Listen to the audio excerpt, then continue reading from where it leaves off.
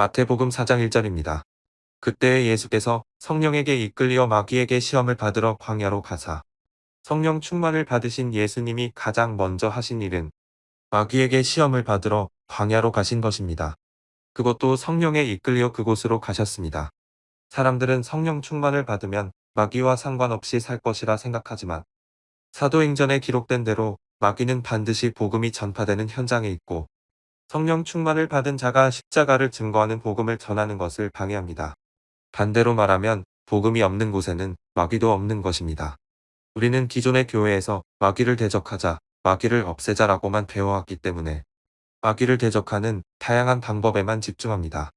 대적하는 기도를 하고 찬송을 부르기도 하고 야고보서 말씀처럼 하나님께 순종해서 마귀를 쫓아내려고도 합니다.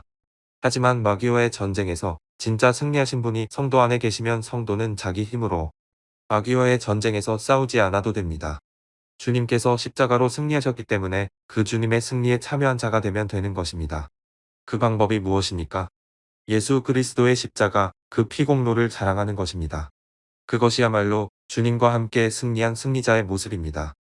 야고보서 4장 7절에 기록된 대로 마귀가 피하는 하나님께 복종하는 모습이 바로 복음을 전하는 자의 모습인 것입니다.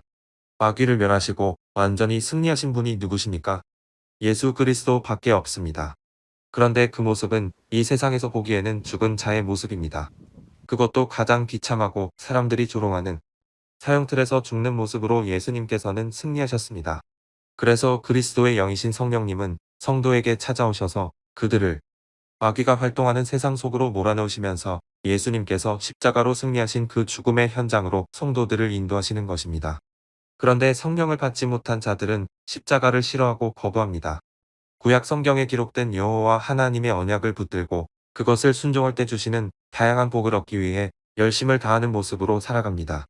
그런데 예수님께서 이 땅에 오셔서 십자가에 못 박히셨다는 것은 이미 모든 사람은 하나님의 복을 누릴 자격이 없음을 선언하신 것입니다. 의인은 없나니 하나도 없기 때문입니다. 또한 십자가 사건은 심판주의 자리가 여호와 하나님에게서 예수 그리스도로 바뀌었다는 것을 나타냅니다.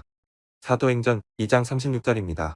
그런즉 이스라엘 논집은 확실히 알지니 너희가 십자가에 못 박은 이 예수를 하나님이 주와 그리스도가 되게 하셨느니라 하니라. 주와 그리스도가 되셨다. 이 땅에서 심판주의 모습은 십자가에서 죽으시는 모습입니다. 그런데 사람들이 원하는 천국은 예수님이 죽으신 그 십자가의 모습이 아닙니다. 모든 사람들은 에덴 동산과 같은 천국을 꿈꿉니다. 자유와 기쁨과 평안을 내가 누리며 내가 행복한 세상. 이 에덴 동산과 같은 천국의 개념은 모든 종교에 공통적으로 존재합니다. 유대교도 마찬가지였습니다. 그런데 성경 말씀과 언약에 기반한 그 천국을 소망하는 자들의 손에 의해 예수 그리스도가 죽으셨다는 것입니다. 그래서 그들의 손에 의해 살해당하신 분이 만든 천국과 그들이 기다리는 천국은 완전히 다릅니다. 예수 그리스도께서 만드신 천국은 십자가에서 죽으신 어린 양의 피만을 자랑하는 천국입니다. 이 사실은 십자가를 자기 구원용으로 만들어버린 이 시대 사람들에게도 똑같이 적용됩니다. 그들이 꿈꾸는 천국과 예수님이 만드신 천국이 다릅니다. 예수님의 천국은 그리스도의 피로 만들어진 천국이기 때문입니다. 그 피가 그 십자가의 능력을 부인하는 모든 자들을 심판하시며 또한 저주받을 수밖에 없는 악한 원수를 영광스러운 하나님의 자녀로 만드신다는 것입니다. 하나님의 자녀가 되는 그 놀라운 권세는 어떤 권세일까요? 참아들의 권세, 복음을 위해 예수님과 함께 십자가에 죽는 권세인 것입니다. 이것이 성도의 영광입니다.